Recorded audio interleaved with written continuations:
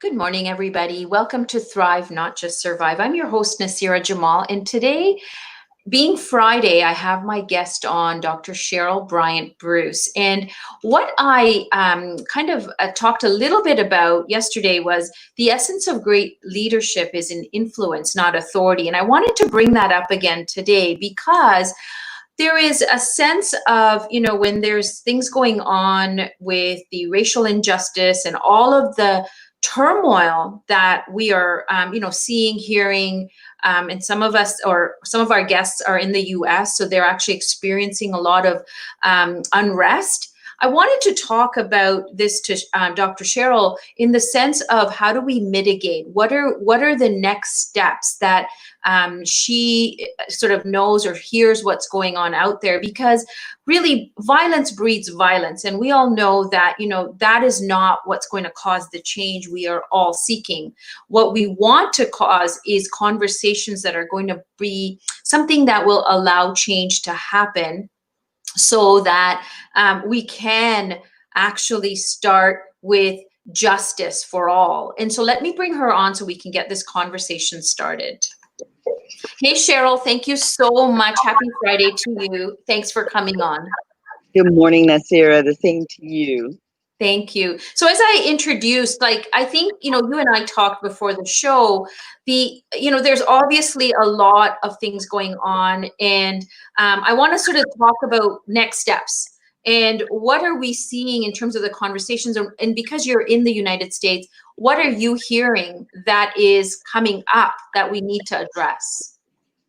Well, first I'll say that I have not been as tuned in this week. Excuse me. I have not been as tuned in this week. I've needed to kind of pull back a little bit myself because this is all very, very heavy and it demands a lot of energy. And I think that a lot of people are feeling that way right now. It's all been so intense. So people are having to kind of draw back, re-energize, and think about, process all that's been going on. This is something that is natural and it's an expectation. This has all been very stressful. It's been intense. Our cortisol levels have been off of the chart. And then you hit a point where you're just kind of drained. The cortisol levels have just bottomed and you having to go back and regroup. So I'm seeing a lot of this going on where people have just come to kind of a quiet point right now. That does not mean that the effort is dissipating. It does not mean that the need has disappeared. The incidents of violence by the police are still ongoing. I've seen a lot of things this week. When I do tune in, there are a lot of things surrounding lynchings where Blacks are being attacked and threatened of lynching, where memes are going out surrounding lynching. And there is a real fear that we haven't seen in years, especially for people that are in the South. There's a real fear for physical lynching, a real fear for not police violence, but violence by white supremacist groups. One of the fears that I have had all along, and I've mentioned it before, was that there was going to come a point where people fatigued of all of this. My concern for African Americans was that African Americans would fatigue, lose interest, and wouldn't follow through with the push, which is necessary for change. On the other side, my fear was that whites would become fatigued of feeling guilty, of feeling empathy, and would start to push back and would start to blame. And I'm definitely seeing that happen this week. I've heard a lot of, can't we all just get along? Now, I think that that's a very apt phrase if taken into context of really, can't we all just get along? And that all just getting along means all of us being treated equitably, where all of us are treated with compassion and respect and love. If can't we all just get along means can't we just go back to the status quo so that there's not all of this intense energy and fighting? No, we cannot all get along because that leaves us back exactly where we were before, with African Americans being unfairly treated, with African Americans having to deal on a regular basis with the violence. Now, the other thing that I have heard being thrown up a lot this week is, well, how can they demand that there not be violence against them when they're violent against each other? There's more black on black crime than there is police brutality. And this is, it's a red herring argument. Um, it is, I call it a look over there ploy. Look over there so you don't see what's going on over here. Point towards the violence, the black on black crime, and focus on that so that you can leave this incidence of racism, this war against racism, alone, because they'll be too busy focusing on the black on black crime. Two wrongs do not make a right, and the fact that there is black on black crime should not take away from the fact that racism is prevalent.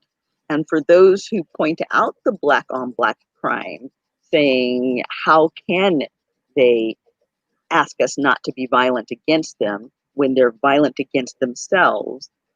I bring to the forefront that the black on black violence stemmed out of the racism.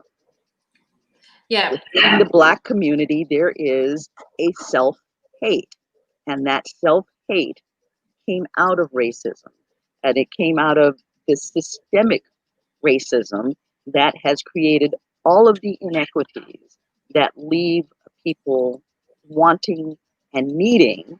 And so there is anger within the black community that can't be focused outward, or that Well, I has. think, and I just want to sort of point out that's a really good point, right? That it started here, it ended up here, but there's a whole breakdown of humanity here in terms of the racism, where there's a lack of self-worth, there's no confidence, there's no building up of the person's character. So not black, white, but it's because it started here, where you're creating someone that has low self-esteem, that doesn't have self-worth, that doesn't feel like they are a contributing member of society that is going to be acknowledged and respected. And in order for that fight within themselves, now it becomes prevalent outside of themselves.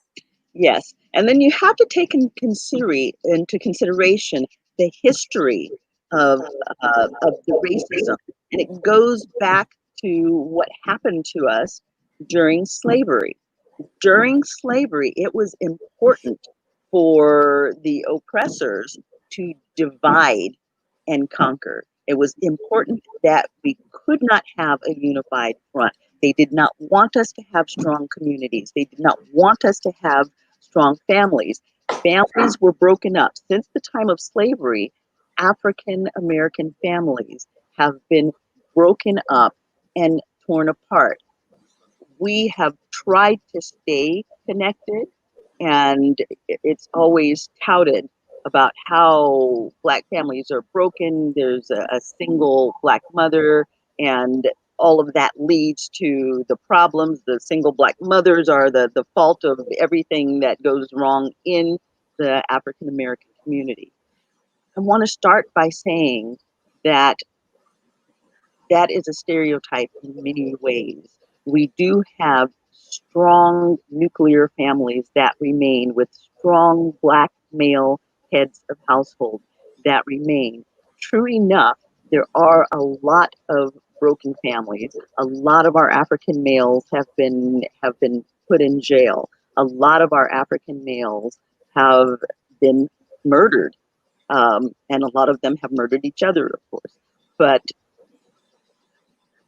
within that is still that there are strong black families with strong male heads of households and with black men picking up the responsibilities that they are. And even within the broken families, the majority of families that are led by African American females are strong African American females raising strong and responsible children. Yes, there are a lot that are not responsible, that are coming from homes that are broken. But again, that goes back to the systemic racism, because up until a point, even when our families were fragmented, they remained strong and nuclear, and there were good work ethics and values. Even if a mom was the head of household, the children were looking at that mom for their guidance on how to behave. And one of the goals of those children was to get out and work and relieve the burden of that mother. And then came the point when the systems that be decided that, okay, even taking the males out of the picture is not enough. So we need to further break up these communities. And what did they do? They brought drugs into the community. And that was the tipping point when we started to see the escalation of the black on black violence. You also have to think back to the point of slavery when it was a divide and conquer mentality. And certain blacks were given privilege. Lighter skinned blacks were given privilege.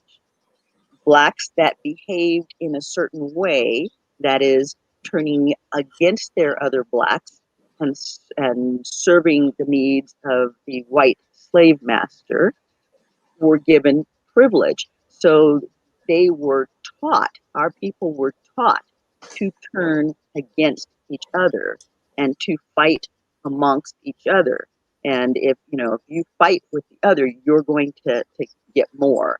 And so there has been a system put into place where it's what we call crabs in a bucket.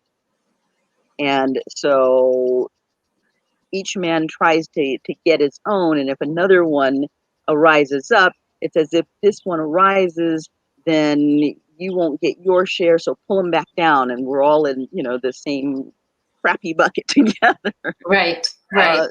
so this what we see in the black community is a systemic thing, and then when you escalate that by not giving people the resources that they need. You tell them to go forth, multiply and prosper, and you're free now. You can do, quote, everything that whites can do, but you can do it with no resources.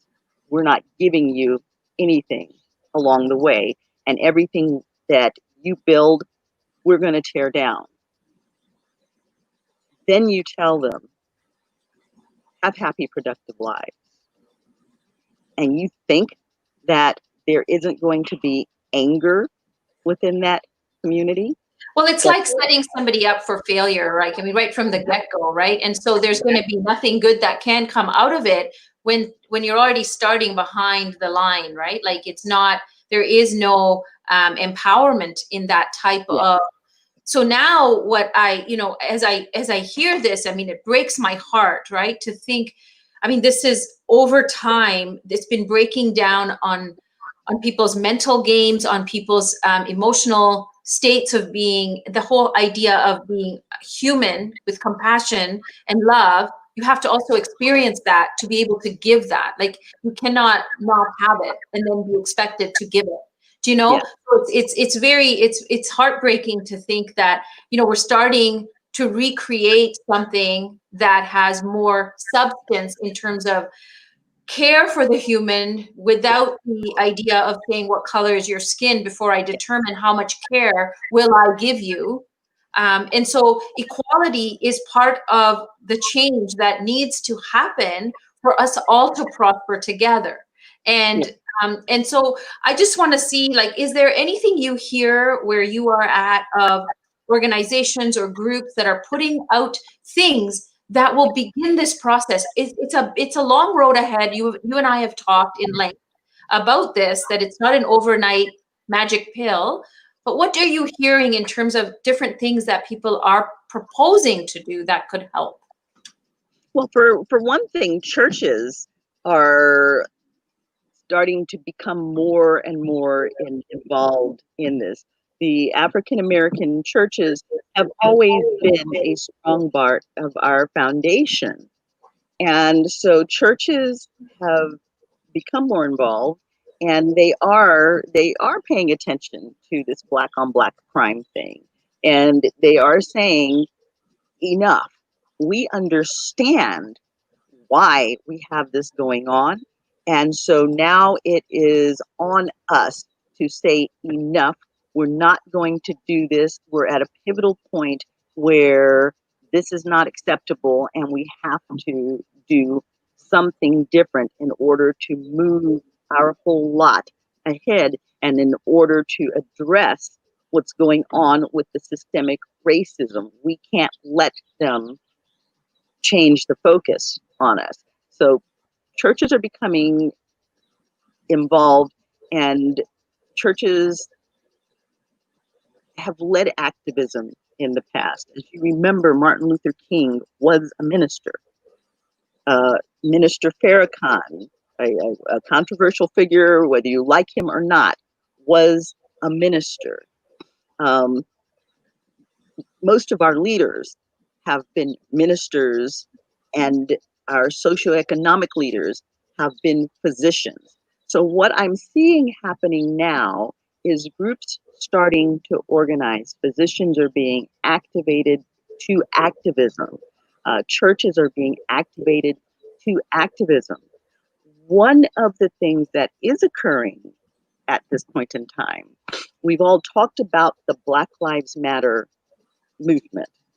And it's kind of interesting because Black people, although the Black Lives Matter movement is about Black people did not start the Black Lives Matters movement. And some of what the Black Lives Matters movement represents is not what we stand for.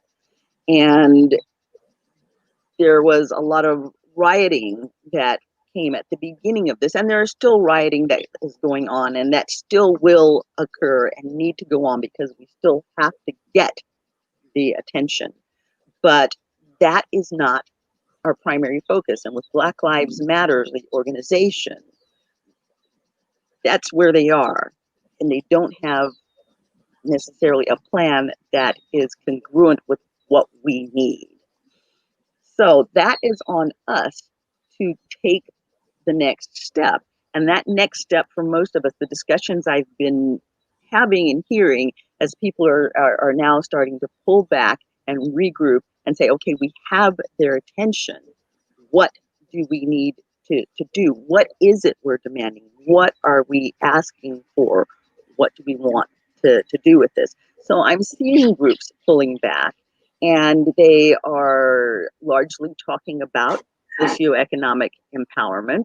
And we've talked about that, about supporting Black businesses and such. So I'm seeing a lot more people posting Black businesses and Blacks who are giving master classes, things that are positive that we can do to grow and to support each other. And I think that it is important that we all support those things, not just Black. When you see something posted and it catches your eye as something interesting, I recently posted something about the gangsta gardener who was having a master class. And this was a gentleman that was down in LA, was jailed for starting a garden plot there in LA, and went and changed the laws. And so now there are these wonderful gardens all over LA that people are using to grow their own food. And he is giving a master class. And you can learn how to grow your own food enough to sustain yourself in a very small space, even if you live in the inner city. That is not a Black issue. That is a human issue. We all need to eat. There's no reason that someone can't tune into that and support his business effort. A mastermind is a business effort. It costs a small amount of money. And for that small amount of money, it's like $15. You can learn a lot of incredibly good information. So I'm seeing more people putting out businesses. When we first looked at this, everybody said support Black businesses, and you couldn't even find them. And now I'm seeing just more and more Black businesses outpouring saying, we're here, support me. So that is one of the things And that I I'm think that's a seeing. really good thing in terms of, social media, right? It allows us to bring it forth to the masses and have traction in it, right? Like, because all in different communities, there's different things going on. A lot of businesses are shifting to online, right? So there's Yeah. abilities for people in other countries, other regional areas to support, even though they may not be in your backyard. And I think Right. that's one of the most positive things of supporting businesses online, is that you can really support them anywhere in the globe, right? So Well, one of the things that has come forward in this week is that there has been a meeting between, I believe it was the NAACP and Mark Zuckerberg. And the reason for that is because there is inequity even in social media. And African Americans are not supported well in social media. And we don't even understand how all of that works, because we all know that they have their formulas about how stuff is posted and such. And I have a gazillion friends on Facebook, and I only see like 25 people's posts, many of whom are not even my friends. And there's the formula, well, if you are in contact with a person more often, then you see their stuff. Well, that's not so, because some of the people that I'm sending my Facebook messages and such to, I don't even see their feeds anymore. And some of the feeds that are more important to me, that are more activist, have disappeared. I am posting things that are being censored and removed from my postings, from my messenger, from my Facebook. So there is inequity there, even in social media. And even as we're posting businesses and ideas, those are being censored and shut down. And so So, this is something that obviously, like, it's good that you're bringing it up, that though people are posting and sharing and want to support, if there are things that algorithms are set up that we have no control over as to who sees what and how often, or sometimes, like you said, things are being pulled off, then it's a bigger conversation, right? But it's something that we need to talk about so that people are aware. It's just not that simple to say then, well, I didn't see it on my feed, and not question why, right? Is and it then based the other, on that? well, the other part of it too is one of the things that it's kind of the Wizard of Oz thing, where we're pulling back the curtain now. And it's one thing when these these organizations quote support Black Lives Matter and support the the the movement and equity for Black people and so on and so forth. But then when you pull that curtain back and you look, they are monetarily supporting things like the Ku Klux Klan and white supremacist groups. You can't be on both sides of the fence. Yeah. You either pick right or you pick wrong. You can't sit on the fence and say, oh, I'm all for right, but I'm going to put my money in funding Right. wrong and think it's not going to impact what's happening on that other side of the fence. Exactly. And I think this is where, we as a collective group, people need to be aware of these kinds of practices that businesses are doing behind the curtain. And when you understand that, then you can begin to question a different line of questioning, as opposed to sort of from the unawareness point of view, is you just don't know what you don't know, right? Yes. And so we really need to take an active role in finding out what's behind the curtain. Why is it happening? What does it mean? Who's being affected? And I think these are conversations why I believe our episodes on Friday are so critical, that we continue speaking about this and unveiling, almost peeling the layers of the onion back to see really what's going on in all layers. I mean, there's so many layers to this.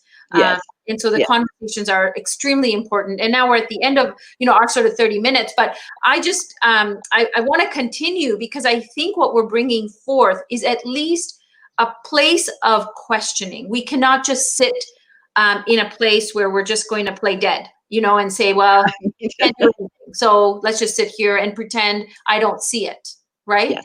I think it is now time for us all to rise to the occasion of awareness and then action, because nothing will happen. And truly, I believe, that united we stand and divided we fall. And we've seen this. History has shown it to us that, we are divided, and we're being divided based on these differences. And I really appreciate the candor you come with, and the knowledge, and the fact that you even want to come on weekly and continue this is something that I'm very blessed to say that I have that with you. So thank you again.